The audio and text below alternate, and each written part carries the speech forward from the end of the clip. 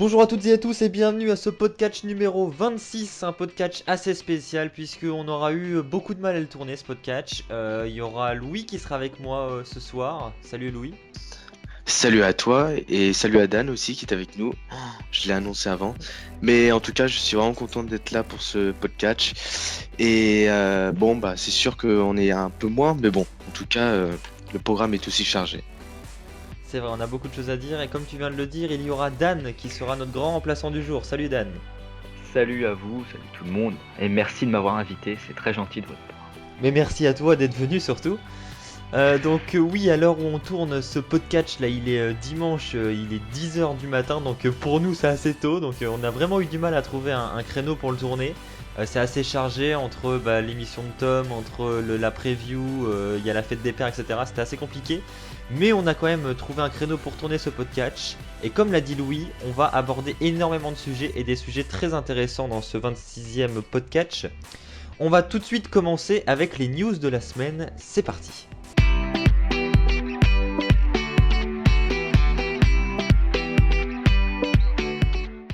Pour les news de la semaine, il y a eu beaucoup de news cette semaine. Il y a eu tout d'abord Jerry Lawler qui a été suspendu par la WWE. Alors ça c'est une grosse affaire. Si vous n'avez pas suivi cette affaire, alors Jerry Lawler a été soupçonné d'avoir tenté de tuer sa femme. Donc Jerry Lawler qui est âgé de 66 ans et sa femme de 27 ans. Donc déjà voilà il y a, il y a une petite différence d'âge entre les deux. Jerry Lawler aurait tenté d'assassiner sa femme puisque un pistolet, on va appeler ça comme ça, a été retrouvé sur les lieux de la scène. Il y a plusieurs versions des faits. Alors il y a sa femme qui dit que Lawler l'aurait frappé à la tête, poussé contre un mur, tandis que Lawler lui prétend que elle, sa femme, aurait tenté de lui griffer la figure, de lui lancer une bougie dans la tête et de lui donner un coup de pied dans les parties intimes. Bref, en tout cas une grosse scène de ménage entre les deux qui a vraiment dégénéré. Et la WWE, on sait, n'accepte pas du tout ce genre de comportement. Et Jerry Lawler a été sévèrement sanctionné puisque pour l'instant il est suspendu. Il n'est pas encore licencié. Mais on sait que la WWE ne plaisante vraiment pas avec ces affaires-là. Donc il est fort probable que ce soit la fin de Jerry Lawler à la WWE. Qu'est-ce que vous pensez de cette affaire? Quel sera l'avenir de Jerry Lawler à la WWE, Louis? Bah alors déjà c'est très surprenant parce que Jerry Lawler c'est quelqu'un qui a quand même on peut pas se dire qu'il est capable de faire quelque chose comme ça et c'est sûr que c'est surprenant quand on apprend un truc comme ça. Mais honnêtement, oui, c'est vrai que la douleur rigole pas avec ces choses-là. On a déjà eu énormément de problèmes moins graves que ça. On peut prendre le cas d'Hulk Hogan, qui était certes raciste, mais bon, c'est moins grave qu'un assassinat, qu'une tentative d'assassinat plutôt. Et voilà, je pense que honnêtement, oui, il va se faire licencier à cause de ça. Et je sais pas, c'est triste, hein, c'est triste, mais bon. Après, voilà, c'est surprenant en tout cas. Moi, je reste surpris du comportement de Jerry Lawler. Pour ma part, alors c'est vrai que dès qu'on voit Jerry Lawler, on se dit tout de suite que jamais il serait capable de faire une chose pareille. Hein, on s'imagine toujours le mec gentil, un peu qui défend les femmes, etc. Apparemment, c'est tout l'inverse, ce qui s'est passé ce jour-là. Mais c'est vrai qu'en même temps, on peut comprendre Jerry Lawler. Parfois, les femmes sont un peu, euh, pour être sympa, font un peu la prostituée. Donc, Jerry Lawler, ça se trouve, c'est une histoire, voilà, une histoire de couple où tout simplement sa femme aurait couché avec un autre homme ou un truc comme ça. Mais bon, on peut pas savoir, donc on peut pas juger. Mais c'est vrai que la WWE ne tolère pas ce genre de comportement. Je pense que ça s'est vu sur multiples superstars ou oui superstars. Donc vraiment, oui, je m'y attendais pas. C'est vraiment très surprenant, surtout de la part. Enfin, vous m'auriez dit encore Kane, j'aurais dit oui. Là, on pourrait s'imaginer. Mais Jerry Lawler, quoi, le mec qui était amoureux de Liliane Garcia, quoi. Non, sincèrement, on a très bien vu que la WWE ne rigolait pas avec ce genre de choses. Et il a été suspendu, donc je pense il est viré ou il va être viré? Non, il est pas encore viré, mais Mais il va sûrement, hein. ouais, je Sûrement il va se pense. faire. Pour l'instant, il est Je pense juste que annoncé si. suspendu. Voilà, je pense que c'est pour voir l'affaire, comment va se dérouler l'affaire, voilà, quel va être le verdict, etc. Mais voilà, Jerry Lawler est quelqu'un qui est resté quand même plus de 20 ans dans le business, dans la fédération WWE. Donc c'est vraiment un choc, quoi. Enfin, pas un choc, un grand choc, mais Jerry Lawler, quoi. Et ne plus le voir, enfin, c'est pas que ça va faire bizarre, mais on se dit, c'est con, c'est quelqu'un qui est très longtemps dans le business et partir soudainement d'un coup pour une histoire dont on soupçonne d'agressivité envers sa femme, c'est chaud. Mais après, voilà, on peut pas mélanger le catch et la vie intime. Alors, pour la petite anecdote, hein, c'est pas la première fois que Jerry Lawler est lié à ce genre d'affaires, puisque, enfin, avec une femme si, mais il avait déjà eu des problèmes avec la justice. Il faut savoir qu'en 1999, Jerry Lawler avait reçu une contravention d'un policier, avait refusé d'accepter cette contravention, avait jeté la contravention à la figure du policier, et avait été reparti avec sa voiture en roulant sur les pieds du policier.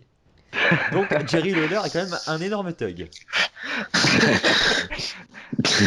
Ah, mais attention. Non, mais c'est marrant.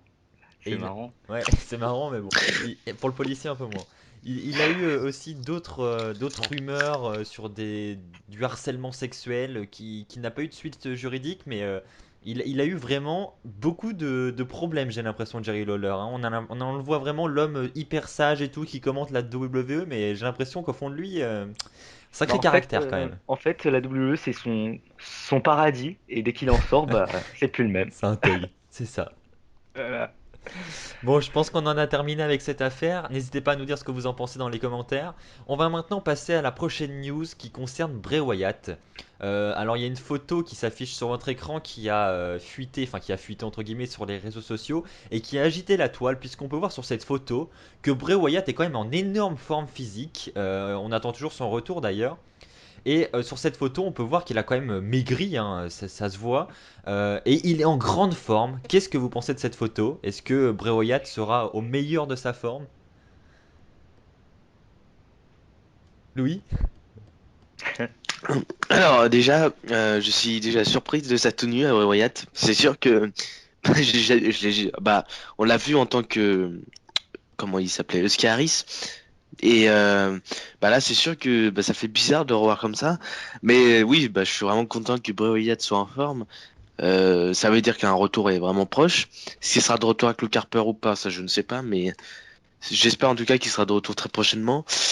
Après, moi, bon, on va pas s'attarder dessus, hein, mais après, moi, ce qui me gêne, c'est son booking. Donc, j'espère qu'il sera aussi mieux booké à son retour, parce que son booking, comme on dit dans le turfu, c'est la dèche. D'accord, Mm. merci Dan.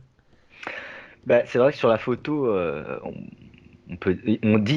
voit qu'il est en forme, ça c'est sûr. Et après, c'est pas pour ça qu'il va faire un éventuel retour maintenant, là. Mais on voit qu'il est très en forme. Je crois même qu'il a perdu du poids, si je ne m'abuse. Bah oui, oui, je pense. Oui, voilà. Donc oui, Bray Wyatt est prêt à remonter sur les rings, je pense. Après, ça sera la décision du médecin. Et j'espère que oui, il aura un booking en tant que... En fait, non, face ou heel, ça peu importe, mais qui change un peu ses discours et ce qu'il va faire. Comme par exemple, on a eu une fois la photo de Sister Abigail.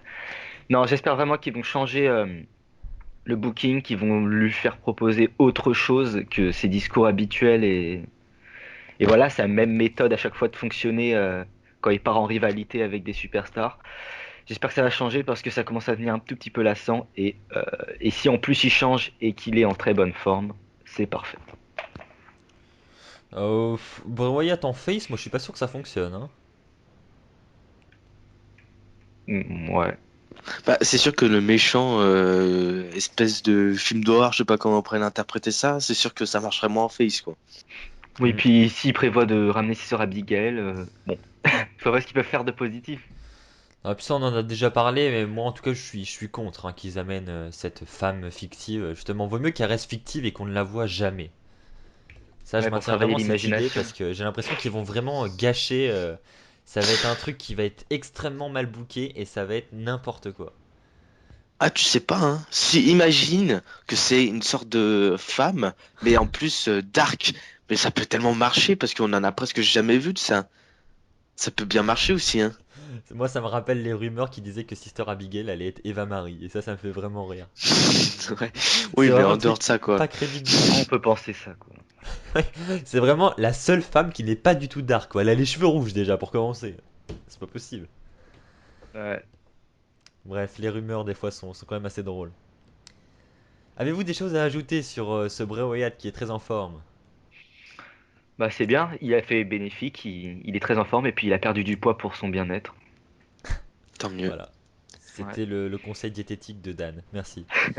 De rien. On va passer à la prochaine news maintenant avec Vince McMahon qui prend énormément de confiance en les talents de NXT. Alors c'est vrai que quand The Ascension par exemple ou même Tyler Breeze sont arrivés dans le roster principal, on peut dire que leur booking a clairement été un flop parce que Tyler Breeze se retrouve quand même aux côtés de Fandango pour affronter Golden Truth. Donc voilà, c'est pas un booking énormissime. The Ascension, eux, ils main event Superstars, donc bon, c'est pas non plus un booking extraordinaire. On peut dire que ça a été un flop. Par contre, en ce qui concerne par exemple Big Cass ou même l'année dernière Kevin Owens, bon, Sami Zayn c'est un petit peu plus difficile, mais voilà, il y a quand même pas mal de superstars de la NXT qui ont eu un assez bon booking. Kevin Owens qui est quand même le meilleur heel actuellement à la fédération, un potentiel main eventer qui peut d'ailleurs remporter la mallette ce dimanche, parce qu'on tourne cette émission avant Money in the Bank, donc on ne sait pas encore qui a gagné. Mais voilà, il est en position de favori. Tout ça pour dire qu'il y a énormément de superstars de la NXT qui ont beaucoup de talent dans le roster principal. Et Vince McMahon, justement, a pris confiance en ses talents. Il a enfin confiance en les jeunes, d'après les rumeurs, bien sûr. Et il verrait énormément de potentiel à la NXT. Et serait tenté d'amener pas mal de superstars de la NXT dans le main roster, justement, pour la brand extension. Donc, qu'est-ce que vous pensez de cette news, du fait que Vince McMahon, enfin, ait pris confiance en les superstars de la NXT? Alors, si cette news est vraie, ce serait un soulagement, honnêtement, parce que enfin, il aurait compris que la NXT est quelque chose qui marche. Et d'ailleurs, c'est ce que je comprends pas. Bon, on a eu un petit débat dessus avec Thibaut, mais je comprends pas pourquoi Rollins a bien fait NXT et pourtant il était un très bon champion. Et je comprends pas pourquoi on pourrait dire que ça ne sert pas de leçon à Vince, quoi, pour dire que les gens de la NXT sont aussi très bons. Et apparemment, ce serait grâce à Big Cass qui, soi-disant, avait beaucoup marqué Vince. Et bah sûrement parce quand Enzo était blessé. Et donc du coup, ça serait vraiment bien. Déjà, on voit que les votes villains et qu'Enzo et Cass marchent bien, en tout cas pour un début. En tout cas, j'espère que ça sera comme ça à l'avenir avec les futurs arrivants, que ça soit le cas d'Itami, que ça soit le cas de Nakamura ou encore beaucoup de catcheurs. Et voilà, en tout cas, j'espère que que ça va vraiment marcher et que Vince a vraiment compris ça. Alors, le problème c'est que Vince, il fallait se réveiller avant parce que on avait des superstars NXT qui arrivaient bien avant, qui ont eu un booking de merde. Quand je dis booking de merde, je pense à The Ascension, Neville, Tyler Breeze, Bo Dallas, hein, qui a fini comme une merde. Non, franchement, c'était avant qu'il fallait se réveiller parce que du coup, ça a fait plein de jobbers et des jobbers qui n'auraient pas dû être des jobbers. Maintenant, après, c'est bien qu'il se réveille maintenant. Apparemment, ce serait grâce à Big Cass. Bah, je comprends. En même temps, il a la tête de Edge et la carrure de Kevin Nash, donc c'est un peu compréhensible qu'il ait accroché Tu nous sors des trucs ce, des fois, franchement, Dan, ce on se demande où tu vas les personnage. chercher. Non, mais j'essaye de voilà. D'accord, du coup, bah, vas-y. Caricaturé. Non, mais sinon, c'est une bonne idée parce que faut faire confiance, hein, on va pas tout reposer sur Roman Reigns, hein. Faut vraiment faire plein de top stars. Moi, je dis, au lieu de faire les nouvelles top stars, je pense qu'il aurait été mieux de continuer celles qu'ils avaient commencé, comme Dolph Ziggler, Sheamus, Alberto Del Rio. Ils auraient dû continuer ces top stars. Mais bon, s'ils arrivent à changer avec les nouvelles superstars, vaut mieux tard que jamais. Bon, moi, je vais pas ajouter grand-chose, hein, je suis assez d'accord avec vous. C'est vrai que c'est étonnant que Vince McMahon se réveille que maintenant, quoi. Parce que voilà, pourquoi il a, je comprends pas trop pourquoi c'est Big Cass qui lui a fait changer cet état d'esprit. Parce que, comme tu l'as dit, Louis, il y a quand même Seth Rollins qui venait de la NXT avant et qui a quand même un parcours beaucoup plus impressionnant que Big Cass dans le roster principal, qui a un très bon in-ring, qui est déjà champion du monde. Bon, on peut également prendre l'exemple de Roman Reigns, mais bon, là, c'est le petit chouchou de Vince McMahon. Et voilà, je sais pas si c'est un bon exemple. Mais tout ça pour dire que voilà, il y a d'autres talents qui sont maintenant dans le roster principal qui ont déjà fait leurs preuves depuis longtemps, comme Kevin Owens par exemple. Dès ses débuts, voilà, il a créé un énorme impact. Il avait un très bon in-ring. Voilà, ça prouve quand même, rien que Kevin Owens, qu'il y a d'énormes talents à la NXT. Et non, Vince McMahon, il se rend compte que maintenant, lui. Ça y est, aujourd'hui, on est le 19 juin. Vince McMahon se rend compte que ça y est, il y a du talent à la NXT. Merci Big Cass. Assez étonnant. Avez-vous des choses à ajouter? Non. Eh bien, on va passer donc à la dernière news qui va concerner Finn Balor, puisque, comme vous le savez, il y a des rumeurs qui courent déjà depuis de nombreux mois. Finn Balor bientôt dans le roster principal. Oui, bientôt, mais quand? Parce que ça fait déjà des mois et des mois qu'on entasse les rumeurs et au final, il n'est toujours pas là. Donc, encore une fois, je le répète, hein, on tourne cette vidéo avant Money in the Bank. Il est possible que Finn Balor fasse ses débuts à Money in the Bank. Donc, peut-être qu'il le fera ce soir et que quand ce podcast sortira, il aura déjà fait ses débuts. On ne peut pas savoir. Mais en tout cas, à l'heure où on tourne cette vidéo, il n'a toujours pas fait ses débuts. Il faut savoir qu'il a entamé une nouvelle rivalité à la NXT contre Shinsuke Nakamura lors du dernier épisode de la NXT et qui s'affronteront lors du prochain pay-per-view de la NXT, NXT Takeover Back to Brooklyn.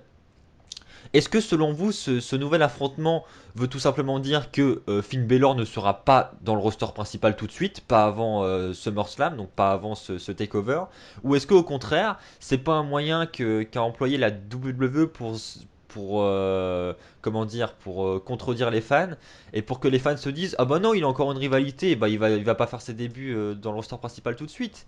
Et au final, c'est une grosse douille. Et si Baylor, tout comme Kevin Owens, va en même temps être à la NXT et en même temps dans le roster principal pour créer un plus gros impact. Qu'est-ce que vous en pensez? Bah, ce serait le bon moment parce que, alors, moi, la seule façon où je devrais rentrer dans le main roster, ça serait avec le Bullet Club. Il y a, je pense que c'est le très bon moment parce que AJ Styles et voilà, il y a AJ Styles, il y a Gallows et Anderson. Voilà, honnêtement, c'est vraiment le meilleur moment pour le faire venir. Après, tout dépend du futur, quand ça se passait. C'est possible, ne jamais dire jamais avec la WWE. C'est possible que Finn Balor arrive. Certes, oui, ce sera une très belle technique, mais bon, avec Kevin Owens, c'était la même chose. Ils ont annoncé une revanche, et pourtant il est bien arrivé à Cena. Enfin voilà, c'est vraiment beaucoup comme ça. Et, euh, et donc voilà. Non, ils avaient annoncé un match avec Kevin Owens où après ils ont dit que soi-disant, enfin ils l'ont fait arriver. Enfin voilà quoi, ils l'ont déjà fait, c'est pas anodin. Donc du coup ça va du coup j'espère qu'il va arriver très prochainement. Déjà on voit que s'il se sort déjà un peu de la rivalité contre Samoa Joe, ça peut commencer à nous faire nous faire poser des questions. Après tout restera à voir, mais bon en tout cas je pense en tout cas qu'il arrivera très prochainement. Bah, pour moi, alors il y a deux choix. Soit il fait le bon choix et il arrive à Money in the Bank parce que c'est parfait. Il y a tout qui colle, il y a tout qui pourrait faire de lui un début logique et bien booké. Après, s'ils veulent faire attendre, bon, je pense que la prochaine date qui pourrait venir, ça serait SummerSlam. Je pense que c'est une mauvaise idée parce que la WWE a fait beaucoup de choses comme ça où ils attendent beaucoup de temps avant de faire venir la superstar et ils ne saisissent pas les bonnes occasions. Donc non, je pense pas qu'il va revenir à Money in the Bank. Quand j'en sais rien, mais ça serait vraiment une erreur, une très grosse erreur de pas le refaire venir soit à Money in the Bank ou soit le mois prochain. Alors moi, personnellement, j'ai vraiment l'impression, et je le pense vraiment, que Finn Balor, il y a de très grandes chances qu'il fasse ses débuts la nuit prochaine à Money in the Bank. Euh, Pourquoi? Parce que c'est la situation parfaite pour moi. On sait qu'il doit normalement, en théorie, rejoindre The Club et AJ Styles pour justement former le Baylor Club. Et justement, ça doit être le moment parfait. En plus, la WWE nous fait énormément de teasing autour de ce match. Elle vend le match AJ Styles contre John Cena comme un dream match. Donc ça attire vraiment l'attention des fans sur ce match-là. Et voilà, en plus il y a le facteur John Cena. On sait que John Cena, c'est difficile de le faire perdre clean. Baylor pourrait très bien justement permettre à AJ Styles de remporter le match de façon non clean. Comme ça, John Cena et sa super crédibilité qu'il n'a pas le droit de perdre, et ben il ne la perdrait pas. Ou alors tout simplement faire une intervention après le match. Mais je pense vraiment que Money in the Bank est l'endroit idéal pour les débuts de Finn Baylor.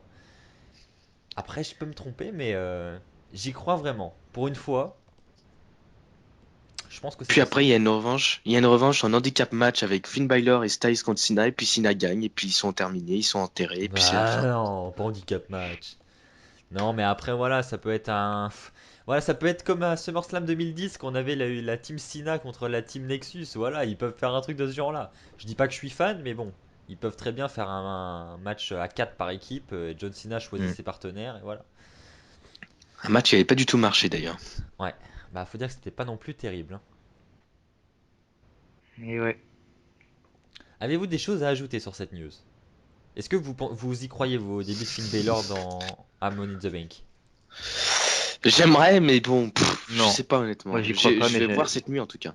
ça serait logique qu'il fasse ça. Mais pour le coup, moi je trouve que les gens ne s'y attendraient pas. Enfin, ils s'y attendraient moins qu'avant. Parce que justement, je pense qu'il y en a beaucoup qui se disent: ah bah non, Finn Balor il quitte pas la NXT, il a encore une rivalité contre Shinsuke Nakamura. Du coup, il va pas venir tout de suite dans le roster principal, hein. Mais je Ouais, pense mais que ça, c'est la justement, ça va vision être d'un tout public l'inverse. lambda. Ça, c'est la vision d'un public lambda qui se dit, qui part trop dans la logique et qui va se dire que, oui, bah, s'il a une rivalité, il sera pas ici, il sera pas là.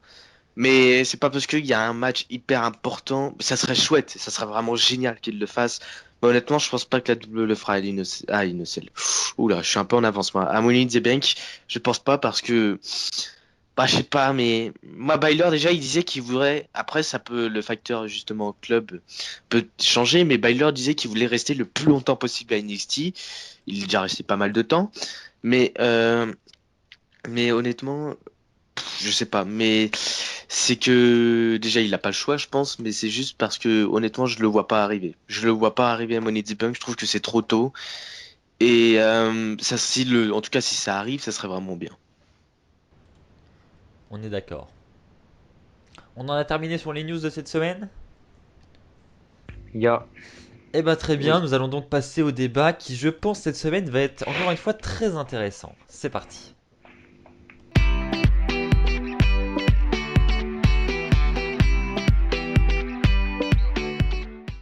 Pour le débat de cette semaine, nous allons nous intéresser à la WWE en France. Alors, on sait que le catch, voilà, je vais globaliser, hein, on va parler surtout de la WWE, mais on va parler même globalement du catch, hein.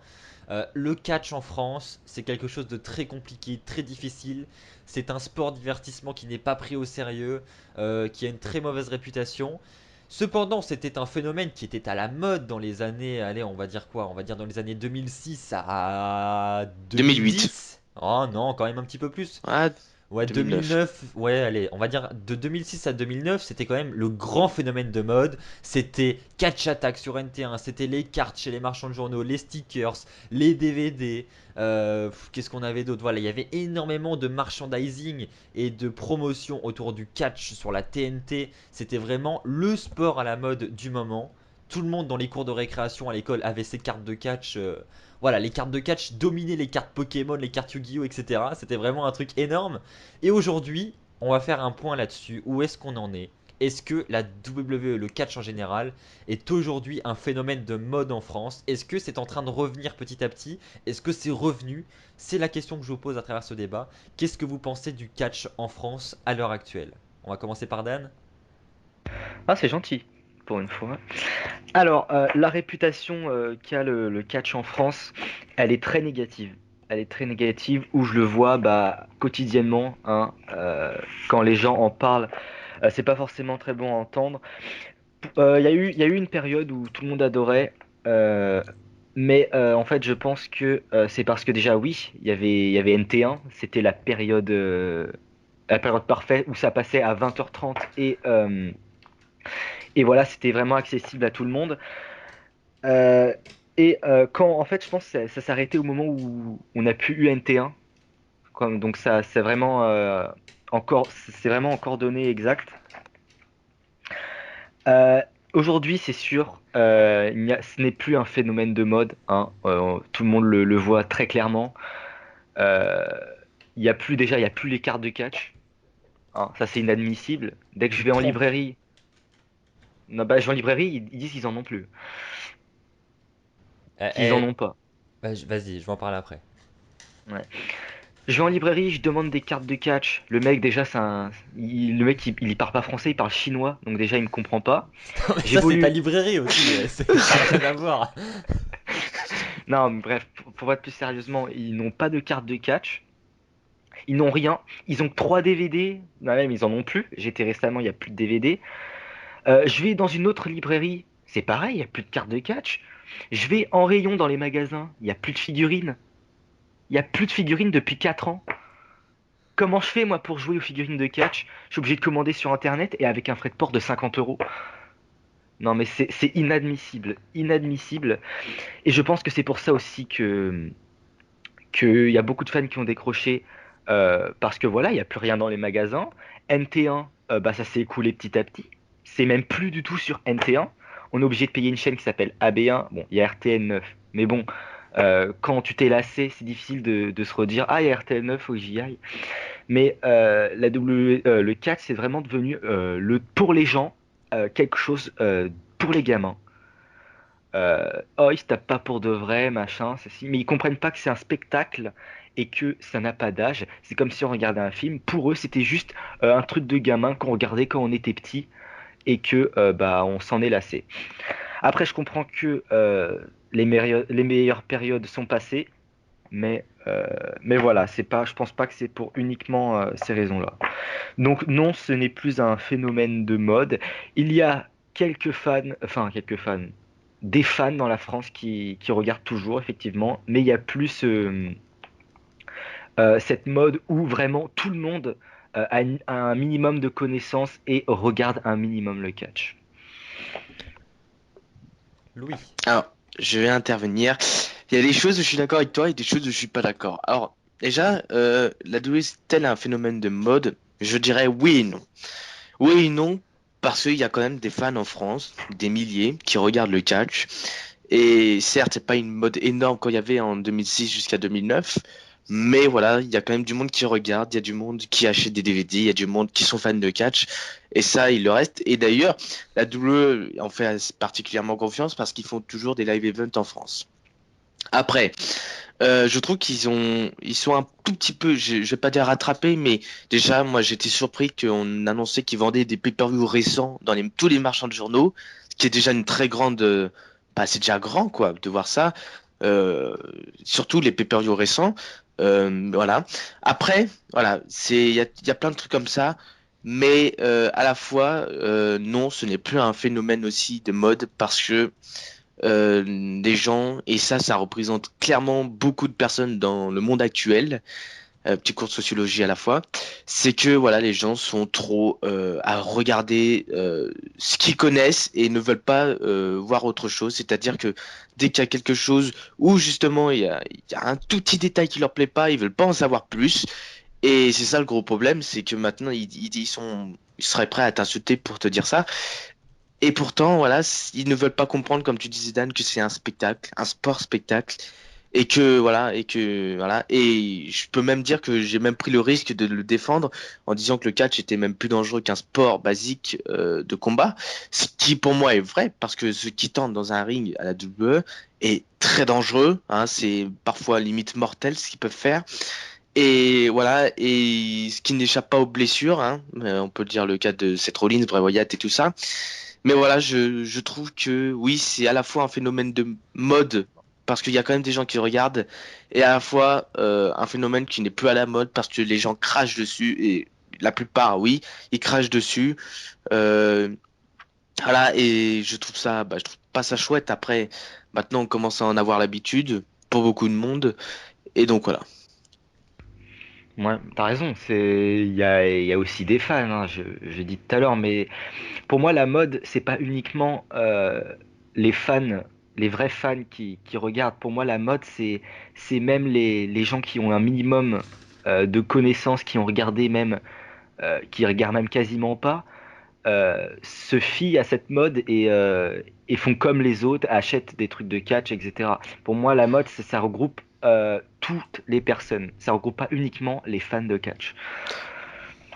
C'est pour ça que j'ai dit que c'était un petit phénomène de mode, parce que voilà, mais ça arrive quand même un petit peu. Les gens se disent, ah bah tiens, il fait ça, il regarde ça, je vais regarder. Parce qu'il y a quand même des gens qui ont quand même cette curiosité, et heureusement encore, parce que si on aurait plus ça, où serait la WWE en France?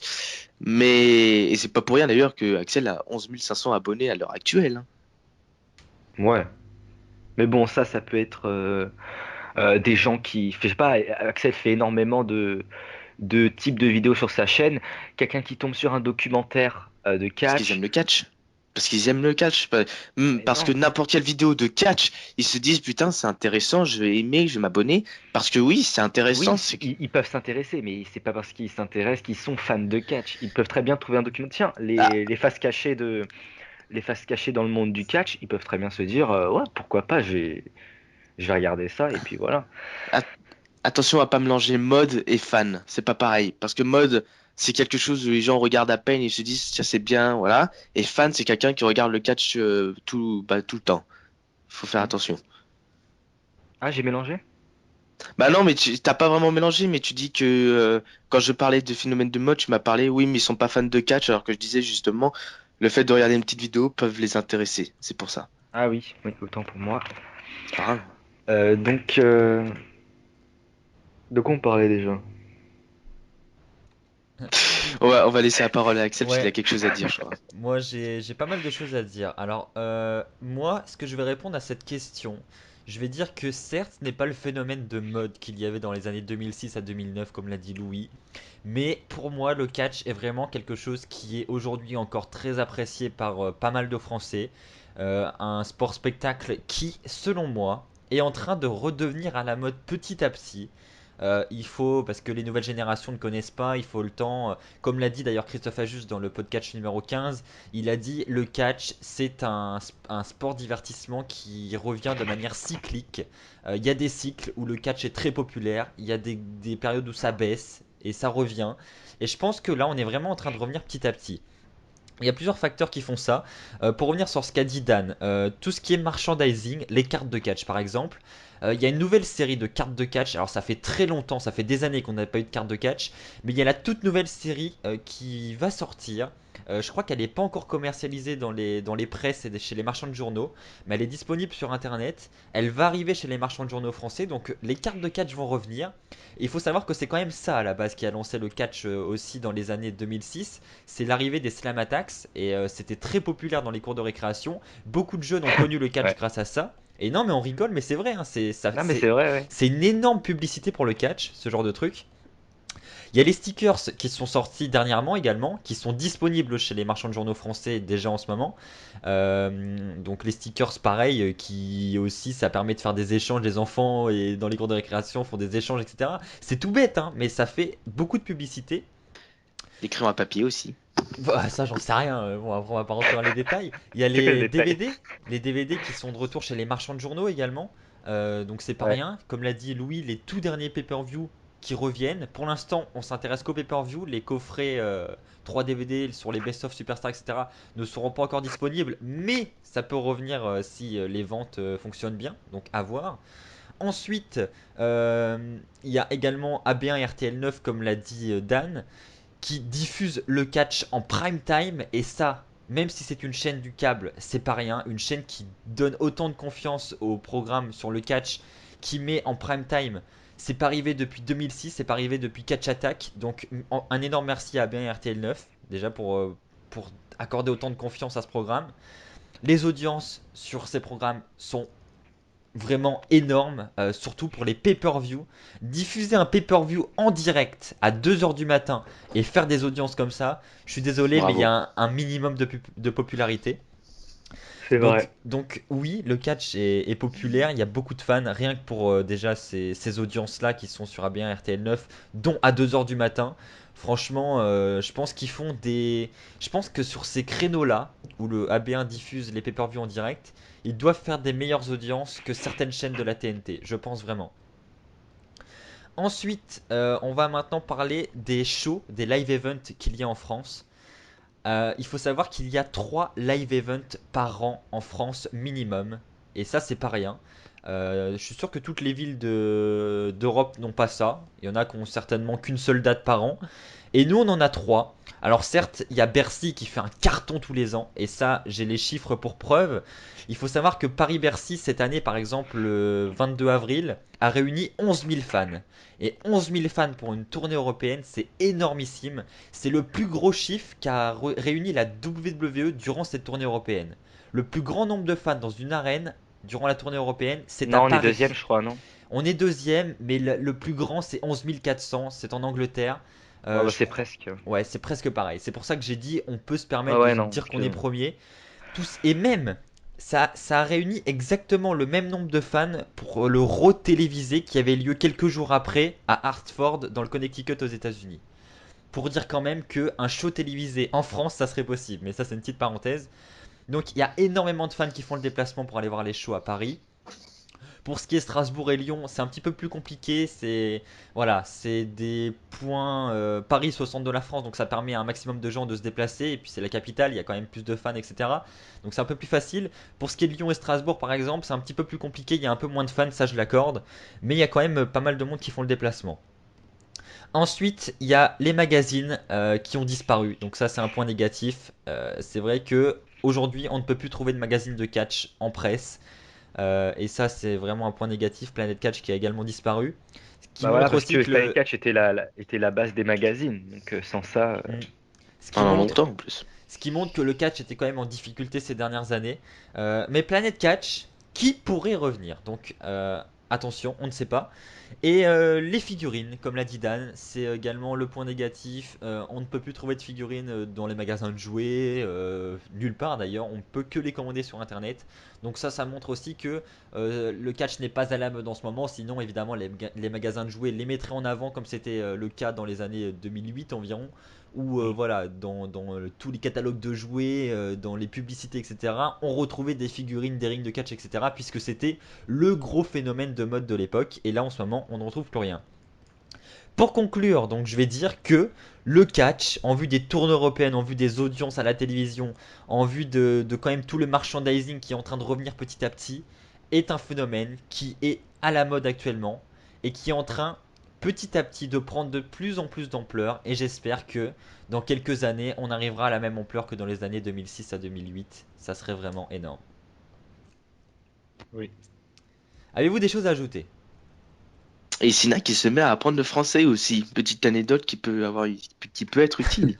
Oui, et puis aussi une conférence qui aura lieu avec John Cena et Stephanie McMahon à Cannes pour parler un petit peu de l'histoire de la WWE. Alors pour être très honnête, je ne sais pas du tout pourquoi ça a lieu à Cannes à ce festival, mais en tout cas il aura lieu en France. Hm. Est-ce que vous avez des infos sur ce festival? Bah Pas du tout. Cannes, c'est quand même très connu, donc je pense que. Ouais. Moi, je voulais te corriger un tout petit peu, Axel, sur ce que tu as dit en termes de placement. Enfin, tu disais que Paris est le centre de enfin, c'est la capitale, c'est le centre, c'est normal. Après, Lyon peut avoir aussi beaucoup. Strasbourg, c'est différent, mais Lyon peut avoir beaucoup aussi d'audience parce que tous les gens du Sud qui sont fans de catch et qui voudraient aller à Paris, qui est trop haut, enfin, qui est trop loin, iraient à Lyon et justement, ça peut faire aussi, bon, pas l'audience de Bercy, certes, mais une bonne audience aussi. Bah, je suis déjà allé voir les chiffres des places vendues et je crois que c'est assez faible hein, quand même, hein. C'est pas top. Et ça a toujours été comme ça, hein, les tournées européennes, c'est toujours Paris qui fait un carton tous les ans, les nombres de ventes explosent, c'est quasiment complet hein, tous les ans. Et à chaque fois, les deux autres villes qui sont à côté de Paris ont vraiment des chiffres qui sont relativement faibles. Pour prendre par exemple Toulouse, je crois qu'il y avait 3 500 fans donc c'est quand même 3 fois moins. Je crois, hein, l'année dernière, Toulouse, ça avait vraiment été un assez gros flop, hein. C'était un des plus bas chiffres de cette tournée européenne. Donc ouais, Mm. ça dépend vraiment des villes. On en a terminé sur ce débat? Pour moi, Tout oui. à fait. N'hésitez pas à nous dire dans les commentaires ce que vous en pensez. Est-ce que selon vous le catch est à la mode en ce moment en France? Si oui, bah mettez-le dans les commentaires. Sinon, en argumentant, donnez-nous vos arguments et on lira ça avec attention. En attendant, nous allons sans plus attendre passer à nos top 5 de nos stipulations préférées à la WWE. C'est parti!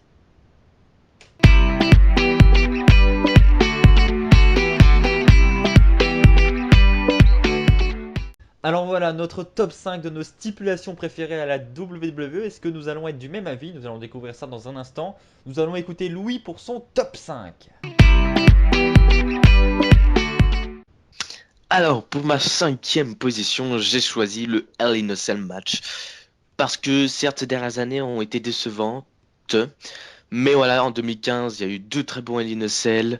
Et puis, on compte aussi tous les Hell in a Cell de l'histoire. Triple H contre Foley. Je sais pas sous quel gimmick il était à l'époque, en 2001. 2001, je crois.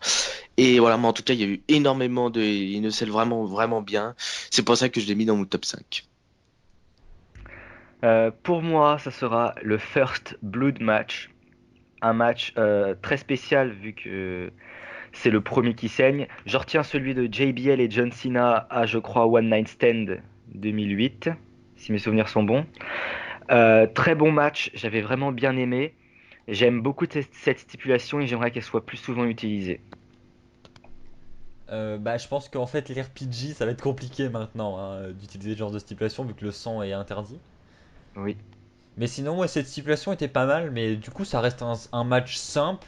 Et la fin. Et la fin était toujours truquée, c'était toujours bidon à chaque fois. C'était toujours le mec qui saignait. En général, c'était le. Ouais, le heal qui saignait.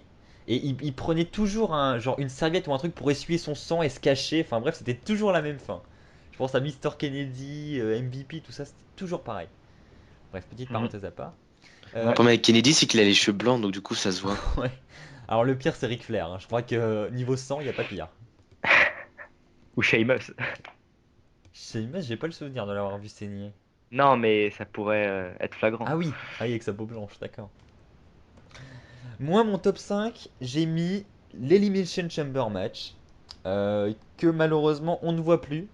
On l'a vu l'année dernière, il a fait son retour en pay-per-view, Special Network. Cette année, visiblement on n'en aura pas, c'est dommage. Mais pourquoi pas, il pourrait le remettre genre à SummerSlam, à Survivor Series comme c'était dans l'ancien temps, où il n'avait pas de pay-per-view en particulier où cette stipulation pouvait être employée. Donc ça serait bien qu'il puisse l'employer dans n'importe quel pay-per-view, ça serait même beaucoup mieux. Et j'espère le voir de retour parce que c'est quand même une stipulation assez brutale. Voilà, et puis c'est un grand classique. On avait l'habitude d'en voir environ un par an avant, voire pendant de No Way Out à Elimination Chamber, on en avait même deux par an. Et c'est dommage qu'elle ait disparu cette stipulation. Mm. Top Pour, 4. pour mon, voilà, pour mon top 4, j'ai choisi Elimination Chamber parce que, voilà, bon, comme a dit Axel, c'est une stipulation vraiment géniale et avec du suspense, avec tout ça et puis de la brutalité. Mon top 4 à moi est le False Count Anywhere parce que c'est une situation assez différente des autres. On peut découvrir l'extérieur de l'arène. Enfin, je parle pour les matchs d'avant parce que les matchs de maintenant, parce que moi, on dépasse pas la cloche, hein. Donc, mais vraiment, si on se fie vraiment au match d'avant, comme je pense au Umaga Jeff Hardy ou à plein d'autres matchs comme ça, je trouve que le match est très agréable à regarder et ça permet, surtout quand on va dans, je sais pas, dans la ville ou des trucs comme ça, je trouve que c'est très agréable. Et puis le concept est bien, voilà, tout simplement. Moi, pour mon top 4, j'ai mis le Last Man Standing match, qui est une stipulation classique de la WWE, mais qui est une stipulation que j'apprécie vraiment beaucoup quand elle est bien utilisée, parce que ça permet d'avoir vraiment, en général dans les Last Man Standing, il y a quand même pas mal de très bons spots. Ils utilisent des armes, ça va un petit peu partout dans l'arène en général, un peu comme un False Count Anywhere. Donc c'est ce que j'aime bien, c'est cette liberté dans cette stipulation. cette diversité. C'est vrai qu'il n'y a pas, enfin, en général, les last man standing match sont assez différents. Il n'y a pas de grosses ressemblances dans les spots. Il y a une grande variété, donc ça j'aime bien. Et beaucoup de suspense également. Et en général, ça nous offre de très bons matchs. Donc j'aime bien cette stipulation. Top 3. Pour mon top 3, j'ai choisi le Steel Cage Match parce que le Steel Cage Match, c'est une stipulation que j'aime beaucoup et malheureusement ces dernières années, surtout en 2015, ont été très mauvais. Voilà, je trouve que ces Steel Cage ne sont que mauvais et ne peuvent pas être bien. Et pourtant à l'époque, enfin à l'époque, oui à l'époque, il y a eu vraiment des très bons Steel Cage Match et j'espère vraiment en revoir des bons très prochainement. Mon top 3 à moi est le Barbed Wire Match, qui est une stipulation que j'ai découvert très tard, enfin surtout le nom, qui est vraiment un match, mais vraiment pur ECW. Ne rêvez pas en avoir un au jour d'aujourd'hui. C'est une stipulation qui m'a marqué et, euh, et en fait elle est tellement rare que ça te fait d'elle une stipulation très satisfaisante pour moi et qui me plaît beaucoup. Très violent. Oui. Ensuite, moi, à la troisième place, j'ai mis le Royal Rumble match, un classique à la WWE. C'est le pay-per-view de début d'année que tout le monde attend. C'est un match où il y a énormément de suspense. En général, voilà, on ne sait pas trop qui va le remporter ce Royal Rumble. Les rumeurs en général, bon, sont assez fiables. Mais voilà, il y a toujours un minimum de suspense. On ne peut pas à chaque fois être sûr à 100% que tel superstar va remporter le match. Il y a des retours surprises. C'est voilà, c'est complètement différent d'une bataille royale pour moi. Il y a énormément de surprises parce que voilà, les catcheurs ne sont pas tous en même temps sur le ring, ils arrivent au fur et à mesure et c'est ça qui fait le charme de cette stipulation. Et c'est vraiment, s'il y a un pay-per-view que j'attends en particulier chaque année, c'est celui-là, le premier pay-per-view de l'année pour cette stipulation qui est unique en son genre. Le top 2. Pour mon top 2, j'ai choisi le Money in the Bank parce que je trouve que c'est une stipulation vraiment vraiment cool. Et que dire, le Money in the Bank est ce soir. Enfin, à l'heure où on tourne. Et voilà, et en tout cas, j'espère que ce sera un bon Money in the Bank et en tout cas, les Money in the Bank ont été très bons auparavant. Sauf celui de 2015, comme par hasard. Alors moi, je viens de me rendre compte que j'ai fait ma liste un petit peu trop rapide parce que c'est vrai que j'ai oublié des stipulations. Axel a rappelé Royal Rumble que j'aime énormément. Mais mon top 2 sera du coup le Buried Alive match parce que les matchs n'ont pas forcément été bons là-dedans, mais j'aime beaucoup le concept et voilà le fait que il y a le tracteur, il renverse du sable quand. Enfin voilà, c'est vraiment une ambiance unique et j'aime beaucoup, même si les matchs ne sont pas super. C'est une situation que j'aimerais revoir à la WWE. Alors moi, la deuxième place, je pense que ça va vous surprendre parce que c'est vraiment une stipulation qui a été très peu utilisée dans l'histoire de la WWE. Et moi, c'est une stipulation que j'affectionne vraiment tout particulièrement. Elle avait eu lieu à trois reprises en 2008 et à une reprise à The Bash 2009. C'est le Scrumble match. C'est Ouais, vraiment une stipulation qui est C'est toute vrai. conne, hein. Mais moi, j'ai adoré cette stipulation. Ce concept de champion provisoire et celui qui a fait le dernier tombé après les 25 minutes de match devient champion et toutes les 5 minutes il y a une nouvelle superstar qui arrive, c'est vraiment voilà, c'est un mix de Royal Rumble de je sais pas quoi, mais c'est vraiment j'ai adoré cette stipulation. On passe au top 1.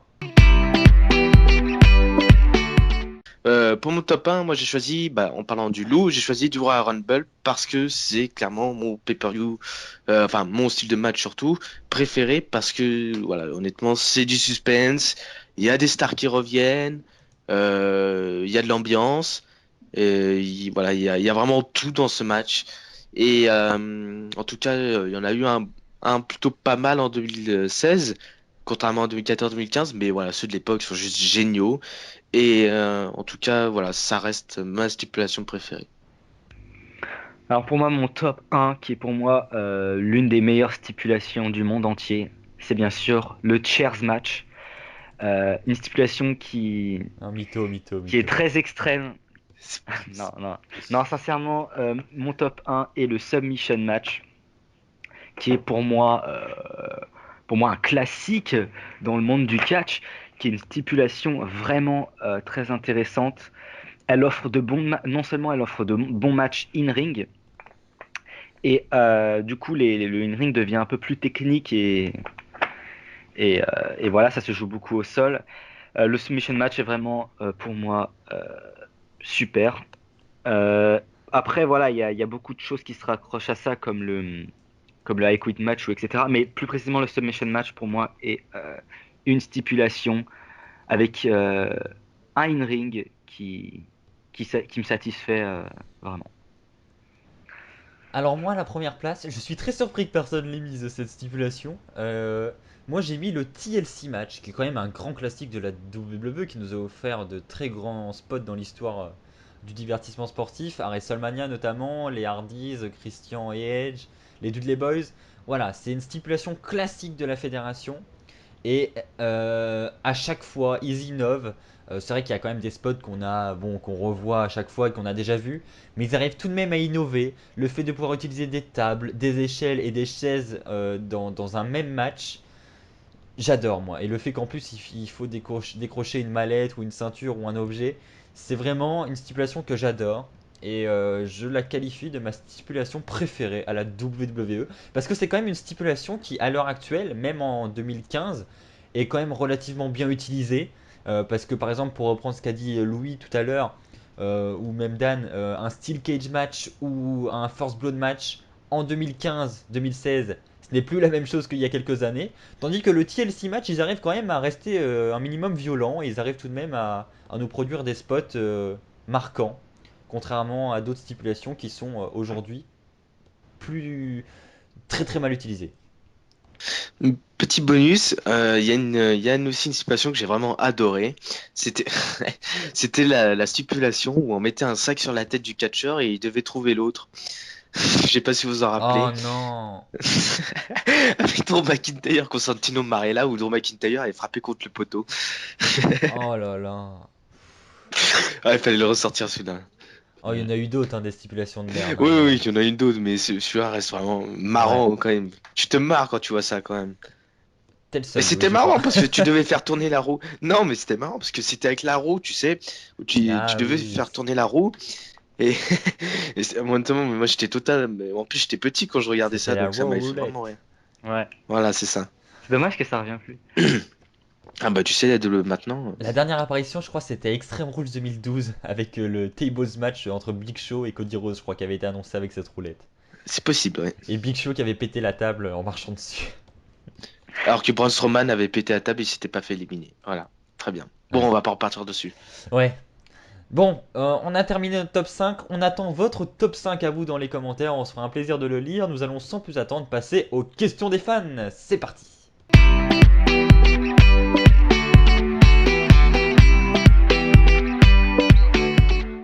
Alors nous avons encore cette semaine reçu énormément de questions, donc malheureusement on ne peut pas tous les sélectionner, mais on va répondre à deux questions. Une première question qui nous a été posée par Alexandre, qui nous demande si un pay-per-view en France serait possible un jour. Donc c'est une question qui est en rapport quand même avec ce qu'on a dit à travers le débat, donc ça va être intéressant. Est-ce que vous pensez que c'est possible un pay-per-view en France un jour?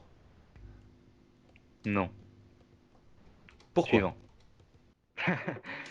Pourquoi? Parce que déjà, on a du mal à voir un show. Déjà. Enfin, pas un live event, mais un show comme Raw ou SmackDown. Si ça, c'est vraiment difficile et qu'on n'en voit même pas la lumière, je pense que un pay-per-view, c'est même pas imaginable. Non, c'est pas imaginable.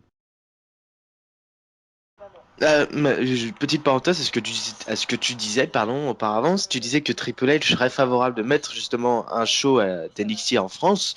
Donc déjà, ça veut dire que c'est à travers leurs pensées ou voilà ce qu'ils ont déjà pensé. Donc ça veut dire que c'est probable. Après un pay-per-view de la WWE, je ne pense pas. Parce que le seul pay-per-view, je crois, qui était hors, bon après, récemment, enfin c'était en 2006, où le seul pay-per-view qui était en dehors, c'était en Unforgiven, ou c'était au Canada. Sinon, je n'ai pas trop de souvenirs à un autre endroit que les États-Unis. Donc un pay-per-view, non.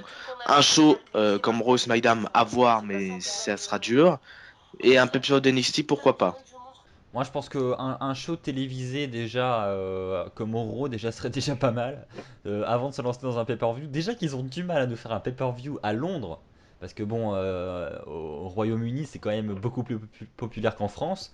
Donc je pense qu'il faut d'abord qu'on ait eu un pay-per-view à Londres avant de pouvoir songer à un pay-per-view en France, parce que ça risque d'être très compliqué. Déjà penser ouais, à un show hebdomadaire, ça serait déjà pas mal.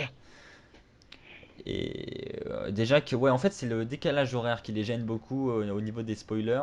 Bon, ils font quand même un Raw tous les ans, enfin même deux qui ont lieu au Royaume-Uni. Et voilà, donc le décalage horaire, ça les gêne pas plus que ça. Je pense qu'il y a aussi la barrière de la langue qui est un peu gênant. Mais bon, je pense que il n'y a pas vraiment d'argument qui soit vraiment recevable de la part de la WWE pour ne pas organiser un show télévisé en France parce que il y a énormément de fans quand même qui comprennent l'anglais un minimum et voilà, Oh, c'est dis-toi que non, hein. Dis-toi que non.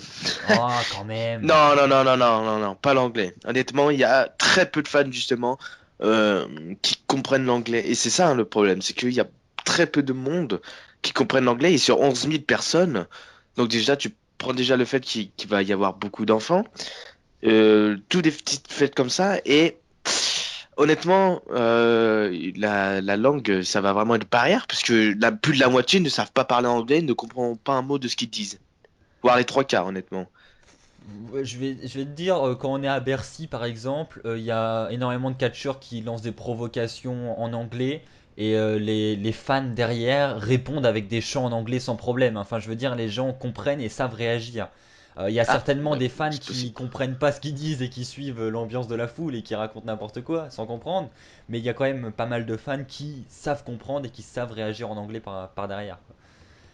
Donc, je suis pas sûr que ce soit Après, très tu sais, recevable. ouais, après, tu sais, dans justement, dans ce qui est le cas, c'est qu'il y a 6 personnes qui vont chanter, ça va suivre aussi. C'est le but Hmm. aussi.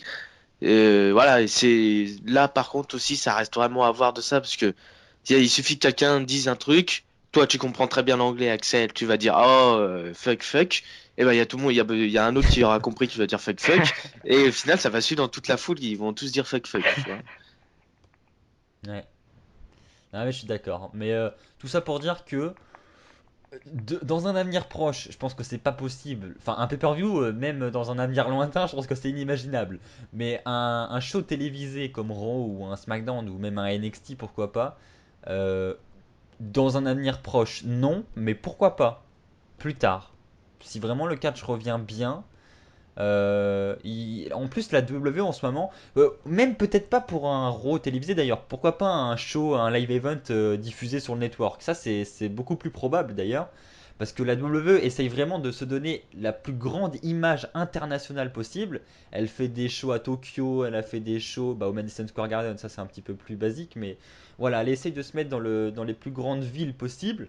Et Paris pourrait très bien être une ville haute pour un show en direct sur le network. Avez-vous des choses à ajouter sur cette question? Non. Eh Non. bien, nous allons passer à la prochaine question de Timothée qui nous demande si, je suppose que c'est en lien avec la brand extension qui arrive, est-ce que le pay-per-view Bragging Rights, qui on le rappelle avait fait son apparition dans les années 2009 et 2010, pourrait faire son retour un jour? C'est une grande erreur. Après, non, je pense pas. Je pense pas qu'il fera son retour parce que Breaking Rights, en termes de la stipulation par équipe, a toujours été minable. Sachant qu'on a les Survivor Series déjà pour faire des matchs par équipe. Donc, franchement, je Et, pense pas déjà ils vont se concentrer à faire la brand extension, à construire les rosters, déjà ça. Mais je pense pas qu'ils vont faire ce pay-per-view. et pour reprendre ce que tu as dit aussi, tu as dit qu'il y avait les Survivor Series, et en plus, il faut savoir que ces deux pay-per-views se suivent. Donc c'est vraiment répétitif, je trouve. Ouais, c'est vrai. Ouais, en plus, ils suivent, oui. C'est sûr. Donc c'est vraiment pas raisonnable. Après, c'est sûr que avec Survivor Series à côté, c'est très dur. Ils pourraient le faire à Survivor Series. Après, dans le cadre de celui de 2009, petite leçon d'histoire, à la place de 2010. En 2009, c'était vraiment basé sur le Raw contre SmackDown, où il y avait des points, où justement c'était un catcheur de Raw contre un catcheur SmackDown, puis une team de Raw, une team de SmackDown, et c'était vraiment que ça pendant tout le pay-per-view, et c'était vraiment génial, et enfin moi j'ai adoré ce pay-per-view de 2009. Le 2010 c'était différent parce que c'était beaucoup plus basique, c'était pour des ceintures, c'était pour ça, et bon ils ont quand même fait un Ziggler Bryan, qui était vraiment bon d'ailleurs, mais voilà, il y a eu des matchs comme ça, et il y en a eu beaucoup moins en 2010, et c'est peut-être pour ça qu'il a beaucoup moins marché aussi. Mais honnêtement, ce serait pas mal qu'ils le mettent, par exemple, à la place de Battleground, où là, ce serait séparé avec Survivor Series, et que voilà, ce soit basé sur vraiment du Raw contre SmackDown, comme le jeu ou comme tout ça. Mm. Alors moi, pour être honnête, j'ai jamais été vraiment fan non plus de Bragging Rights. Le fait de voir deux équipes s'affronter, l'équipe vainqueur remporte une coupe, voilà, c'est bon, on n'est pas au football. Ça m'a jamais vraiment trop intéressé. Le seul truc que je retiens de ces deux éditions de Bragging Rights qui ont déjà eu lieu, C'est la Equity Match. non, non, c'était l'Iron Man Iron Man match. match. Iron Man match de Bragging Rights 2009 entre Orton et John Cena. C'est le seul point que je retiens. Vraiment, il n'y a rien d'autre qui m'a marqué dans ces deux pay-per-view. Ah oui, c'était Breaking Point. Et surtout pas les matchs par équipe à 5 contre 5, hein. Ouais, ça c'est. Et en plus, il y a eu un heel turn du Big Show dans le 2009. Ouais, Waouh. mais c'est pas Comme par surprenant. hasard. Non, Ah, et moi, puis ça m'a surpris sur ce coup-là. pour reprendre ce qu'on a dit en plus, ces matchs 5 contre 5 à élimination sont quand même à la base les spécialités des Survivor Series. C'est les matchs traditionnels qui existent depuis 25 ans.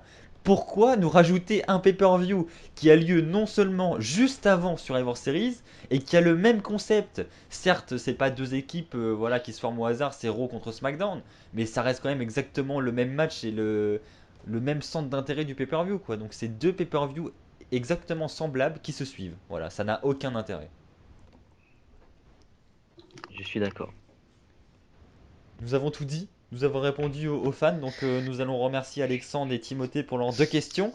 N'hésitez pas à nous suivre sur les réseaux sociaux, sur mon Facebook, sur Twitter, etc. Puisque chaque semaine, je vous demande de nous poser vos questions ici. Vous pouvez d'ailleurs aussi les poser en commentaire de YouTube, là, si vous souhaitez, pour la prochaine édition. Et peut-être que votre question sera sélectionnée pour la prochaine édition du podcast, le podcast numéro 27. Nous allons sans plus attendre passer à la dernière rubrique de ce podcast numéro 26 avec la merveilleuse chronique de Louis. C'est parti.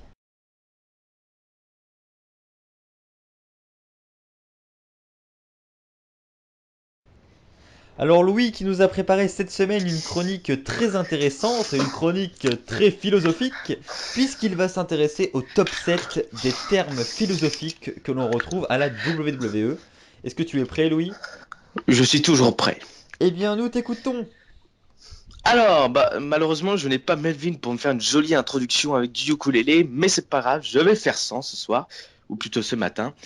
Alors, tout d'abord, je vais commencer déjà à parler et à discuter et de vous montrer ces termes qui fait référence à la philosophie et surtout qui est lié à la WWE. Alors, pour la septième, bon, par le mot, je vais dire la béatitude surtout. Un terme qui peut donner de l'incompréhension pour les amateurs de courants philosophiques, mais une fois décrite et comparée avec la WWE, tout ceci sera très fortement compréhensible. Pour une petite définition claire et précise, la béatitude est le bonheur absolu, ou bien le bonheur éternel. La WWE, elle est représentée par très peu de personnes, mais un exemple qui reste très illustratif serait le cas de Bo Dallas, avec un gimmick du Bolive qui démontre un homme qui connaît que le bonheur, un homme qui est toujours heureux. Numéro 6, la critique. Un terme qui est déjà presque connu de tous. Avant de parler de la WWE, il faut savoir que la critique est tout d'abord l'art de discerner la valeur à des personnes ou à des choses. Nous nous baserons sur la critique moderne, celle qui peut être positive ou bien négative. Comme le disait Jean-Jacques Rousseau, la critique est une chose bien commode. On attaque avec un mot, il faut des pages pour se défendre. À la WWE, la critique est un monnaie courante. C'est même une des principales activités chez beaucoup de catcheurs. Critiquer un statut, comme CM Punk l'a fait à John Cena en 2011, la WWE, la critique est très importante pour certains catcheurs. Le fait de dire qu'il est plus fort de son adversaire l'est moins est très courant. Mais certains aiment aussi critiquer indirectement. Par exemple, quelques catcheurs aiment critiquer d'autres avec ce qu'ils ont et ce qu'ils sont. Nous pouvons prendre l'exemple de Cody Rhodes, qui est récemment parti déjà, et qui, avec le gimmick du dashing, aimait critiquer en montrant son visage dès l'occasion s'y portait. La critique reste donc quelque chose de très important à la WWE. Numéro 5, le dilemme. Ceci reste assez connu, mais nous pouvons quand même dire quelques mots dessus. Un dilemme est un moment où la personne en question est dans le devoir de faire deux choix cruciaux. La WWE aime parfois nous le représenter. Nous pouvons prendre le cas de Roman Reigns, qui en 2015 a gagné le Royal Rumble 2015, était dans le devoir de mettre en jeu soit son honneur, ou alors le match de qualification pour le match à WrestleMania 31 contre Brock Lesnar. C'est dans des moments comme ça où le catcheur doit faire un choix qui peut lui porter préjudice dans les deux cas. Nous pouvons donc nous demander quel choix nous aurions pu choisir. Mais ceci reste encore très peu représenté à la WWE et qui reste quelque chose de très intéressant pour pouvoir voir comment le catcheur va réagir à ceci et surtout comment il va s'en sortir. La WWE nous démontre que le dilemme reste encore quelque chose de très perturbant et elle nous montre que nous pouvons aussi s'en sortir d'une bonne façon à la fin. Numéro 4. L'expérience. À la WWE et chez beaucoup de catcheurs, le mot expérience est souvent utilisé. Nous parlons souvent de l'expérience dans un match particulier, comme Edge qui a l'expérience dans un TLC, ou encore CM Punk dans le Money in the Bank. L'avantage est de pouvoir montrer qu'un catcheur connaît beaucoup plus le catch que son adversaire, si son adversaire n'est presque jamais catché dans ce match en particulier. Ceci peut aussi montrer que si un catcheur venait à gagner son adversaire dans sa stipulation favorite, il serait décrit comme un catcheur de mérite et d'un grand talent. La WWE nous montre que ceci peut être vraiment pratique s'il voudrait mettre un catcheur en avant. Numéro 3. L'intelligence. À la WWE, l'intelligence est quelque chose qui est représenté beaucoup de fois, mais nous n'en remarquons pas beaucoup. Nous pouvons parler de plusieurs types d'intelligence à la WWE. Par exemple, déjà l'intelligence de la répartie, qui est très bien utilisée par CM Punk ou encore The Miz. Ils demandent ce qu'ils savent faire avec ce langage et remet parfois en question certains catcheurs. Elle peut être utile pour dénoncer quelqu'un ou bien provoquer ou bien les deux. Dans les deux cas, c'est une technique qui marche. Nous pouvons aussi parler de l'intelligence dans le ring, une façon d'enchaîner les prises ou de faire des contre-attaques. Ceci est très important, car ceci demande la capacité de pouvoir saisir une occasion dès qu'elle s'y porte. La WWE nous montre que nous pouvions sortir d'un moment pas facile avec des occasions. Comme le disait Oscar Wilde, l'intelligence n'est pas une chose sérieuse et ne l'a jamais été. C'est un instrument dont on joue. La WWE en est un parfait exemple. Numéro 2. La responsabilité. La responsabilité est quelque chose de récurrent à la WWE. En effet, quand quelqu'un devient champion, il devient responsable. Responsable de ce qu'il doit faire et ce qu'il va affronter. Malheureusement, chez certains catcheurs, alias Seth Rollins, la responsabilité n'est pas présente. Le fait de fuir des engagements est irresponsable. Un catcheur responsable peut être important, voire beaucoup. En effet, c'est quelqu'un qui connaît ses limites et qui sait comment gérer la plupart des situations pour que ceci se termine de la meilleure des façons. C'est aussi la capacité d'être quelqu'un de confiance et quelqu'un qui sait tenir ses engagements. Comme le disait Pierre Bourgault, l'indépendance ce n'est pas une récompense, c'est une responsabilité. Et dans le top 1, le numéro 1, les sentiments. À la WWE, les sentiments sont toujours présents et surtout sont beaucoup de formes. Déjà, tout banal, les combats entre frères ou entre sœurs sont quelque chose déjà d'anodin. Mais la WWE la montre d'une façon très touchante. De se battre contre quelqu'un qui est de sa famille et qui a le même sang et qui coule dans ses veines. Ceux qui sont prêts à se battre pour un résultat ou pour la gloire. D'après un proverbe de moi-même, la gloire est la nocivité de l'homme. L'homme serait capable d'humilier un membre de sa famille pour ceci. Une grande valeur que nous transmet la WWE. Chez un catcheur et en particulier avant d'entrer ou en étant dans un match, pense à beaucoup de choses. Il pense à son plaisir mais aussi à tout ce qui l'entoure. À sa famille, sa femme, ses amis. À penser s'il va les décevoir selon ses choix, mais qui peut lui donner de la motivation et se surpasser pour eux. Mais ceci peut lui donner aussi une fierté, qui peut te faire penser au nom de personnes qui lui ont fait du mal ou tout ceci l'aide à pouvoir se surpasser. Et pourtant, c'est ce qui peut avoir un catcheur peut penser. Qu'est-ce que pense un catcheur? Qu'est-ce que sont les sentiments qu'il ressent? Personne ne le sait vraiment, à part si l'on est catcheur. Mais, une grande question, qu'est-ce que l'a fait d'affronter quelqu'un que l'on aime quand ses frères ou son frère de catcher devant eux ou de catcher avec eux? Ceci reste déjà une grande question à la WWE et ceci reste vraiment touchant et c'est pour ça que je l'ai mis dans le top 1. Fin. Waouh. Et ben franchement Louis, mais il bosse énormément ce mec, hein. Franchement vous pouvez tous l'applaudir et même dans les commentaires parce que tu fournis un travail exceptionnel vraiment, faut que tu le saches. Ouais. Merci. Mais t'as fait ça hier soir? Non, j'ai fait ça avant-hier soir. Ah t'avais prévu, c'est bien. J'avais prévu le coup. Ouais bah bravo. T'as encore super Merci. bien bossé. Et ben c'est ainsi sur cette merveilleuse chronique que va s'achever cette édition numéro 26 du podcast. J'espère qu'elle vous a plu. Je vais remercier Louis et Dan, notre remplaçant du jour, de nous avoir sauvé la vie pour ce tournage. Merci à vous deux. Il y a aucun souci. Merci à toi Axel comme d'habitude. Et merci à Dan de nous avoir dépanné aussi. Il y a aucun souci, merci à vous de m'avoir invité.